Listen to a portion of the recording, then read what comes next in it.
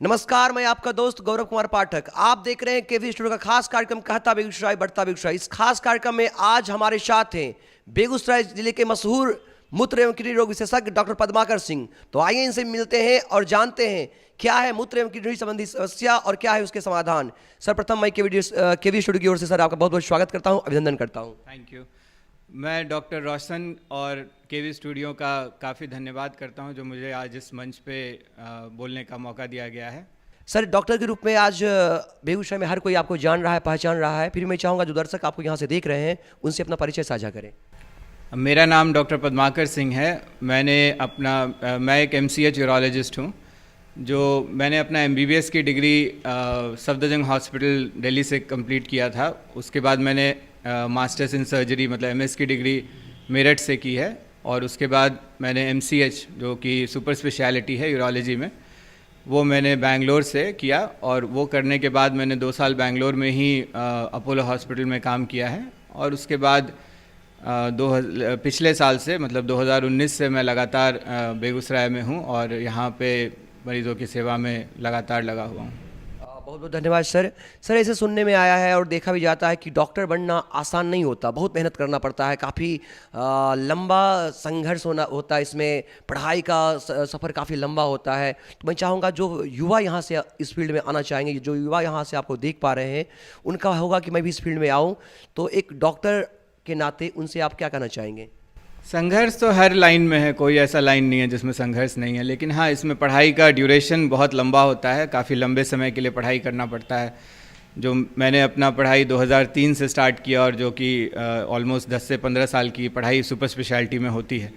But ऐसा नहीं है, करने पे अगर मेहनत किया जाए तो कोई बहुत मुश्किल चीज़ नहीं है, काफ़ी लोग करते हैं। और इसमें सबसे बड़ी बात है कि आप डॉक्टर बनने के बाद आपको एक जॉब सेटिस्फैक्शन काफ़ी अच्छा मिलता है। आपको पेशेंट्स को जब ठीक होके जाते हैं या आप इलाज करते हैं तो एक वो मतलब उसको आप पैसे में नहीं तौल सकते हैं उस सेटिस्फैक्शन को। हाँ, आत्मसंतुष्टि बहुत ज़्यादा मिलती है, तो ये एक बहुत बड़ा बेनिफिट है हमारे लाइन का।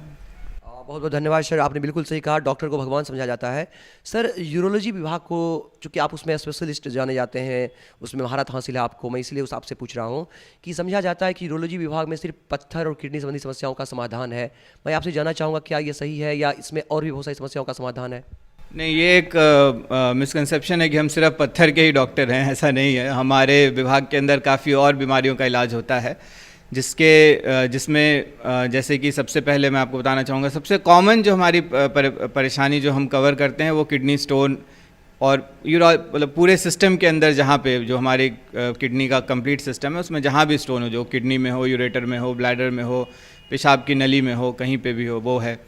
उसके बाद इन सभी जगहों पे होने वाले कैंसर का इलाज भी हमारे विभाग के अंदर आता है। और ऐसा नहीं है कि हर कैंसर के लिए आपको बाहर जाने की ज़रूरत है या बड़ी जगह पे इलाज कराने की ज़रूरत है, वो इलाज भी हमारे यहाँ पे संभव है। उसके बाद कैंसर के बाद अगर आप मेल इनफर्टिलिटी जो मर्दों में बच्चा ना हो पाना की दिक्कत होती है उसका इलाज, फिर फीमेल के रिलेटेड जो फीमेल्स में यूरिन की प्रॉब्लम होती है, पेशाब का अपने आप गिर जाना या काफ़ी सारी उनकी दिक्कतें होती हैं पेशाब की, वो भी हमारे विभाग के अंदर कवर होता है। और भी जैसे बच्चों में जन्मजात प्रॉब्लम होती है, जो पेशाब के सिस्टम में पेशाब का पाइप सही से नहीं बना होना या जो टेस्टिस होता है वो नीचे नहीं होता है, पेट में होता है, उसको नीचे करना, ऐसी कई तरह की और प्रॉब्लम है जिसको हम डील करते हैं। ऐसा नहीं है कि हम सिर्फ पत्थर का ही इलाज करते हैं। बहुत बहुत धन्यवाद सर आपका। सर, ऐसा हम आपसे जानना चाहेंगे कि किडनी में जो पत्थर संबंधी समस्या है, क्या उसे दवा से गलाया जा सकता है या इसका और भी कोई बेहतर इलाज हो सकता है? हाँ, ये अच्छा क्वेश्चन है। देखिए, हम किडनी में पत्थर किस जगह पे है और कितना बड़ा है और कितने दिन से मतलब कब से है, इन सभी और पेशेंट को क्या क्या दिक्कत है, इस पे निर्भर करता है कि उसका ऑपरेशन ज़रूरत है कि नहीं। ऐसा नहीं है कि हर जगह के पत्थर को ऑपरेशन ही करना है। ये भी नहीं है कि मतलब कि आप ऑपरेशन नहीं कराएं तो आपको दिक्कत आएगी या नहीं आएगी। ये सबको हमें समझने के लिए एक छोटा सा आप अगर कैमरा इधर पैन करें तो आप ये देख सकते हैं कि ये हमारा नॉर्मल सिस्टम है किडनी का। तो अब अगर आप देखें तो पत्थर जो है वो ये दाहिना और बायां किडनी अगर हम मानते हैं तो किडनी में पत्थर होता है, किडनी के ट्यूब जिसे हम यूरेटर कहते हैं, यूरेटर में पत्थर होता है, पेशाब की थैली में पत्थर होता है। अब अगर आप देखें इस फोटो में, आप इस मॉडल में आप देख सकते हैं कि यूरेटर जो है वो काफ़ी पतला पाइप है। अगर इस पतले पाइप के अंदर कोई छोटा पत्थर भी है तो उसको ऑपरेशन की ज़रूरत है, लेकिन अगर वही छोटा पत्थर किडनी में है तो उसे इमरजेंसी ऑपरेशन की ज़रूरत नहीं है। ये चीज़ हमें समझना है, ठीक है। दूसरा ये बात है कि पत्थर के कारण, ये बात भी बहुत इम्पॉर्टेंट है कि पत्थर के कारण ये नहीं होता है कि पत्थर हमारे को प्रॉब्लम करता है। पत्थर के कारण जो पेशाब का फ्लो है जो वो रुकता है, हाँ, रुकावट जो होता है, उसके कारण जो किडनी में सूजन आता है वो उसके कारण पेशेंट्स को दर्द होता है, जिसको हम अगर दवा देंगे तो वो दर्द खत्म हो जाएगा, लेकिन पत्थर नहीं निकलता। तो कई मरीज़ ये सोचते हैं कि हमारा दर्द तो ठीक हो गया, अब ऑपरेशन की क्या ज़रूरत है, और वो इस चीज़ को भूल जाते हैं। कई साल के बाद वो उस तरफ के किडनी को फेल, मतलब उस किडनी को ख़राब होने के बाद हमारे पास पहुंचते हैं। तो ये नहीं होना चाहिए। अगर आपका दर्द खत्म हो गया, इसका मतलब ये बिल्कुल नहीं है कि आपका पत्थर भी निकल गया है या पत्थर गल गया है, ठीक है। तो ये चीज़ समझना बहुत ज़रूरी है। अब एक चीज़ इसमें ये भी है कि किस जांच पे हम विश्वास करें कि ये जांच से हमारे को कंफर्म हो रहा है कि पत्थर कितना बड़ा है, उसका क्या इलाज करें, क्या नहीं करें। तो आजकल सब लेटेस्ट जो जांच हमारा है वो है सीटी स्कैन। जो प्लेन सीटी स्कैन होता है वो हमारे को एकदम क्लियरली बता सकता है कि पत्थर कितना बड़ा है, किस जगह है और उसका क्या इलाज करना है। अल्ट्रासाउंड भी बहुत अच्छा जांच है, उससे भी हमें बहुत सारी जानकारियाँ मिलती हैं, लेकिन वो थोड़ा यूज़र डिपेंडेंट जांच है, वो कौन कर रहे हैं उस पर बहुत निर्भर करता है। इसीलिए सीटी स्कैन एक बेटर जांच है। थोड़ा खर्चा ज़्यादा होता है, लेकिन उसमें हम अच्छे से कंफर्म हो पाते हैं कि वो पत्थर का क्या इलाज करना है। अगर सर स्टोन संबंधी समस्या हो और पेशेंट का ऑपरेशन बहुत ज़रूरी हो, तो मैं ये जानना चाहूँगा कि यहाँ पर क्या उसके लिए बेहतर सुविधा है, किस तरह का लेटेस्ट उपाय है उसका? देखिए, स्टोन जो ऑपरेशन है वो अब पूरी तरह, जैसे पहले हमारे आज से 10 साल या 15 साल पहले स्टोन के ऑपरेशंस एक ही तरीके से होते थे, जिसे हम ओपन सर्जरी कहते थे, चीर के ऑपरेशन किया जाता था। और उस कारण से क्योंकि छोटे पत्थर के लिए भी बड़ा इंसिजन लगा के काफ़ी बड़ा चीरा लगता था, तो वो हर पत्थर का ऑपरेशन कर पाना संभव नहीं था उस समय। बट अब के समय में जो लेटेस्ट टेक्नोलॉजी है, हम कहीं के भी पत्थर को, किसी भी तरह के पत्थर को बिना चीर फाड़ के ऑपरेशन करके निकाल सकते हैं। और उसका जो भी टेक्नोलॉजी है अभी अवेलेबल वो सारी टेक्नोलॉजी मैंने अपने यहाँ पे उपलब्ध कराई हुई है, चाहे वो लेज़र हो या न्यूमेटिक लिथोट्रिप्टर हो या फिर लेटेस्ट स्कोप्स हैं, वो सारे मेरे पास हैं। जो अभी मान लीजिए अगर आपको किडनी के ट्यूब, जैसे यूरेटर में स्टोन है, तो उसके ऑपरेशन के लिए एक बारीक यूरेट्रोस्कोप होता है, जिसके थ्रू हम पेशाब के नॉर्मल रास्ते से, जिस जगह से हम पेशाब करते हैं, चाहे मेल हो या फीमेल हो, उसी नॉर्मल पेशाब के मूत्र मार्ग से हम किडनी पेशाब की थैली में जाते हैं और उसके बाद यूरेटर में जाके उस पत्थर के 2-3 छोटे टुकड़े करके उस पत्थर को पूरी तरह बाहर निकालते हैं। अब ये भी एक मिसकंसेप्शन बहुत लोगों में होता है कि दूरबीन या लेज़र के ऑपरेशन में पत्थर पूरी तरह नहीं निकलता है, बट ऐसा बिल्कुल भी नहीं है। हम पत्थर को कम्प्लीटली, हाँ, ये ज़रूर है कि हम उसे 2-3 टुकड़े में करते हैं, बट वो 2-3 टुकड़े को हम बाहर निकाल के पेशेंट्स को दिखा देते हैं। और ऑपरेशन थिएटर के अंदर ही एक्सरे मशीन, जिसे हम C-आर्म कहते हैं, उस पर हम इस चीज़ को कंफर्म करते हैं कि वो पत्थर पूरी तरह निकल गया है। तो इसलिए ये डाउट बिल्कुल भी नहीं होना चाहिए कि दूरबीन वाले ऑपरेशन में या लेज़र वाले ऑपरेशन में पत्थर रह जाता है, ऐसा बिल्कुल भी नहीं है। अगर आप देखा है तो जिस स्कोप की मैं बात कर रहा हूँ वो ये है यूरेट्रोस्कोप।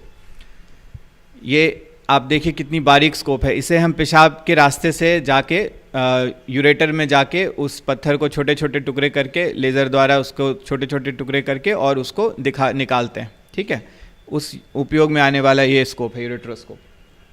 इससे भी लेटेस्ट और एक स्कोप है जो फ्लेक्सिबल यूरेट्रोस्कोप होता है। फ्लेक्सिबल मीन्स कि आप पेशाब के रास्ते से जाते हुए किडनी के पत्थर को भी बिना कहीं शरीर पे एक चीरा लगाए तोड़ के निकाल सकते हैं। ये सबसे लेटेस्ट टेक्नोलॉजी है, जिसे हम रेट्रोग्रेड इंट्रा रीनल सर्जरी कहते हैं, RIRS, ठीक है। ये अभी मैंने रिसेंटली इसका शुरुआत किया है, 2-3 महीने से ही शुरुआत किया है, जिसे हम लेज़र के ही पद्धति से कर सकते हैं और किसी तरीके से नहीं कर सकते हैं, क्योंकि ये जो स्कोप होता है वो फ्लेक्सिबल स्कोप होता है, जिसे आप यहाँ देख सकते हैं। ये है वो स्कोप, देखिए आप कितना बारीक स्कोप है। और ये एक फ्लेक्सिबल यूरेट्रोस्कोप होता है, जिसकी टिप को आप किधर भी चाहें घुमा सकते हैं और किडनी के अंदर कहीं के भी पत्थर को बहुत आसानी से उसे देखकर उसके छोटे छोटे टुकड़े करके उसे बाहर निकाल सकते हैं। ठीक है, ये दूसरी पद्धति जो दूरबीन के ऑपरेशन, किडनी के पत्थर के ऑपरेशन की है, वो है PCNL, परक्यूटेनियस नेफ्रोलिथोटमी।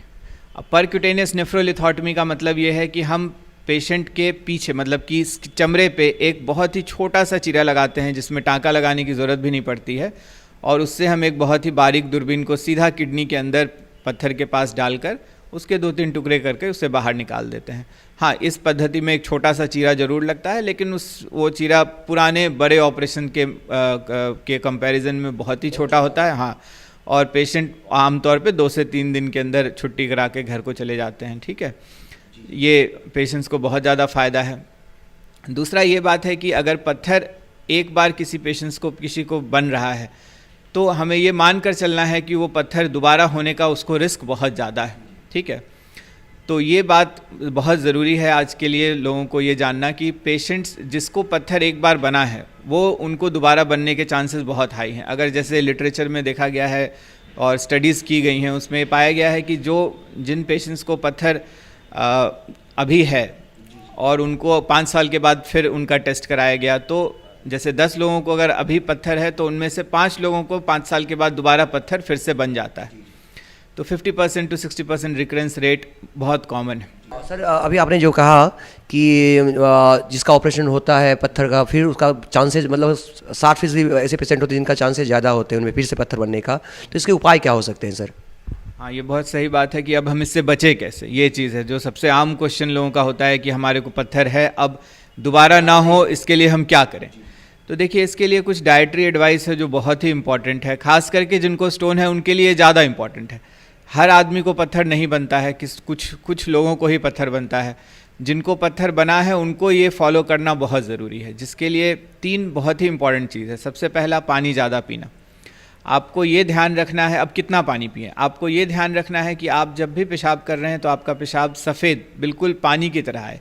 अब इसके लिए आपको जो धूप में काम करते हैं उनको हो सकता है 7-8 लीटर पानी पीना पड़े, जो अपने घर के अंदर रहते हैं हमेशा वो 2-3 लीटर में ही ये काम कर सकते हैं। तो ये कोई फिक्स नहीं है कि इतना पानी पीना ही है, बट इतना पानी पिएं कि आपका पेशाब हमेशा साफ़ और बिल्कुल पानी की तरह क्लियर आए। इसके लिए आपको जितना पानी पीना पड़े। ठीक है, ये सबसे पहला है। दूसरा चीज़, किडनी के हेल्थ के लिए सबसे इम्पॉर्टेंट होता है सॉल्ट इंटेक कम करना। नमक अगर आप कम खाएंगे तो आपको पत्थर के बनने के चांसेस भी कम होते हैं। तीसरी चीज़, जो नॉन वेजिटेरियन डाइट है, जो यूरिक एसिड स्टोन फॉर्मर होते हैं उनको नॉन वेजिटेरियन डाइट और यूरिक एसिड रिच चीज़ें जैसे चॉकलेट, जो काली चीज़ें हैं जैसे चॉकलेट हो गया या कोल्ड ड्रिंक जो काली वाली हैं, ये सब चीज़ों का सेवन नहीं करना है या कम करना है।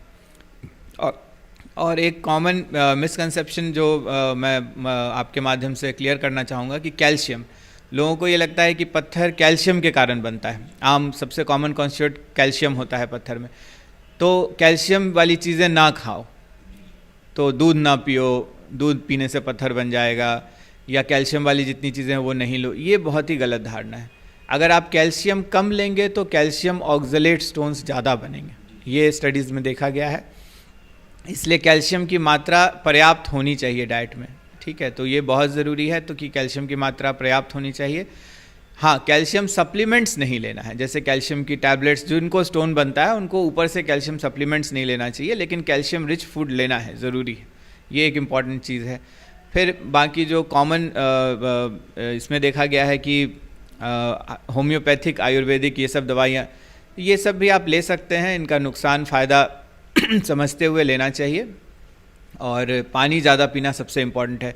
दूसरा एक ये है सिट्रिक एसिड फूड्स, वो ज़्यादा लेना है, जैसे कि आपको नींबू का जूस हो गया या संतरे का जूस हो गया, ये सब आप थोड़ा ज़्यादा लें तो आपको स्टोन फॉर्मेशन के चांसेस कम होंगे। बहुत बहुत धन्यवाद सर। जैसा कि आपने कहा लेजर और लेप्रोस्कोपिक के द्वारा जो इलाज ऑपरेशन का, तो मैं ये जानना चाहूँगा इससे किन किन बीमारियों का इलाज संभव है, और ये भी कि जो पुरानी तकनीक थी ऑपरेशन का और नई तकनीक जो आपके यहाँ लेवल है, ये जो हमारे पेशेंट होते हैं उनके लिए कितना आसान होता है, सुलभता कितनी होती है, कॉस्ट के माध्यम में आप समझ ही रहे होंगे सर, चूँकि इकोनॉमिकली दृष्टिकोण से अगर देखा जाए तो।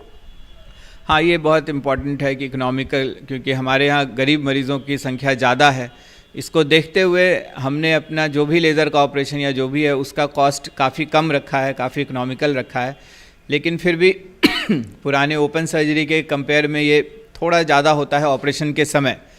बट क्योंकि मरीज़ बहुत जल्दी ठीक हो जाते हैं और वो अपने काम में जल्दी से जल्दी चले जाते हैं और उनका मॉर्बिडिटी मतलब उनको चीरा नहीं लगता है, तो दवाई उनका खाने का समय कम होता है, तो ओवरऑल कॉस्ट कम आता है कंपेयर किया जाए अगर इससे देखा जाए तो।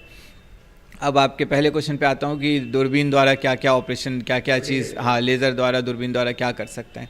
तो एक बहुत इंपॉर्टेंट चीज़ है कि लेज़र जो है वो उससे हम क्या करते हैं। लेज़र एक पद्धति है, एक एनर्जी सोर्स है जिसके थ्रू हम पत्थर को तोड़ सकते हैं। और प्रोस्टेट का ऑपरेशन, जो प्रोस्टेट के होलअप कहा जाता है, प्रोस्टेट निकालने का ऑपरेशन किया जाता है, या कहीं भी मांस बढ़ा हुआ है उसको जला के लेज़र द्वारा काट के निकाल सकते हैं। तो लेज़र का ये फ़ायदा है। दूसरा, लेज़र जो है वो किसी भी जगह जा सकता है, जैसे शरीर में आप कहीं पे भी ले जाके उसको ऑपरेशन कर सकते हैं। चाहे आप पेशाब के रास्ते से किडनी में जाना हो तो भी जा सकते हैं, आप प्रोस्टेट का करना चाहें तो भी कर सकते हैं।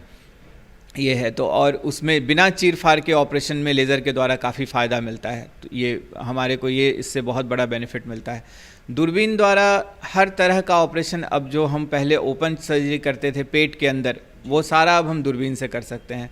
चाहे वो पित्त की थैली का हो, पित्त की नली का हो जो सीबीडी स्टोन कहते हैं, हर्निया का ऑपरेशन हो, आपको बच्चेदानी का ऑपरेशन हो, या फिर आपको किडनी निकालने का ऑपरेशन हो, जो किडनी कैंसर हो जाता है या किडनी काम नहीं कर रहा हो उसके कारण जो हमको किडनी निकालना पड़ता है उसका ऑपरेशन हो, या यूरेटर के बहुत बड़े पत्थर का ऑपरेशन हो, ये सब हम दूरबीन द्वारा कर सकते हैं। तो लैप्रोस्कोपी पद्धति से कर सकते हैं, जिसमें हम पेट में 2-3 बहुत छोटे छोटे छेद करते हैं, जिसमें और उसके थ्रू हम एंडोस्कोप कैमरा डालते हैं और मतलब स्क्रीन पे देखते हुए हम उस ऑपरेशन को करते हैं। और इससे फ़ायदा ये होता है पेशेंट को कि उसके चीरा काफ़ी कम लगता है, तो वो जल्दी से जल्दी ठीक होकर चला जाता है। ये बहुत बड़ा फ़ायदा है। तो इसके लिए जो बेस्ट सबसे आधुनिक कैमरा मशीन है वो सारा मैंने अपने ऑपरेशन थिएटर में उपलब्ध कराया हुआ है। जी, बहुत बहुत धन्यवाद सर। आपने बहुत सारी जानकारी दी। मैं चाहूँगा कुछ कॉमन समस्याएं जो आमतौर पर देखी जाती है, जनरली जो भी लोग यहाँ दर्शक देख रहे हैं उनसे आपको आपके ये विचार सुनकर जरूर फायदा होगा कि बार बार पेशाब का आना, तो इस समस्या का कारण क्या है और उसके समाधान क्या है। देखिए, बार बार पेशाब का आना मर्दों में तो एक एज के बाद सबसे कॉमन कारण प्रोस्टेट होता है, जिसे हम बिनाइन एनलार्जमेंट ऑफ प्रोस्टेट कहते हैं, बिनाइन हाइपरप्लेजिया ऑफ प्रोस्टेट। तो इसमें पेशाब के रास्ते में एक ग्रंथि होती है प्रोस्टेट, जिसका साइज़ उम्र के साथ बढ़ता चला जाता है, और वो बढ़ने के बाद पेशाब के ट्यूब को चारों तरफ से जकड़ लेता है, और जकड़ के उस पर दबाव के कारण पेशाब का जो धार होता है वो पतला होता चला जाता है और पेशाब बार बार आने लगता है पेशेंट को। इसके सबसे कॉमन लक्षण जो हैं वो ये हैं कि रात में बार बार पेशाब का होना, पेशाब का धार बहुत कमज़ोर हो जाना, अर्जेंसी होना कि हमें तुरंत पेशाब में जाना है, नहीं तो कपड़े में पेशाब निकल जाएगा, ये सारे लक्षण हैं। अगर ये सब लक्षण है तो पेशेंट को इमीडिएटली डॉक्टर से मिलना चाहिए। ऐसा नहीं है कि हर प्रोस्टेट को ऑपरेशन की ज़रूरत पड़ती है। मेरे 90% पेशेंट दवाइयों पे ही रहते हैं, सिर्फ 10% पेशेंट को ही ऑपरेशन की ज़रूरत पड़ती है। और ये भी नहीं है कि हर बड़े प्रोस्टेट जिसके 50 ग्राम 60 ग्राम जैसे लोग अल्ट्रासाउंड देखते हैं और ये कहते हैं कि हमारे को ऑपरेशन करवाना है, ऐसा नहीं होता। अगर आपको दिक्कत है, परेशानी है, सारे जांच के बाद ही ऑपरेशन के लिए किया जाता है। सिर्फ ये कि हमारा प्रोस्टेट बढ़ गया है और इसके लिए ऑपरेशन, ऐसा बिल्कुल भी नहीं है।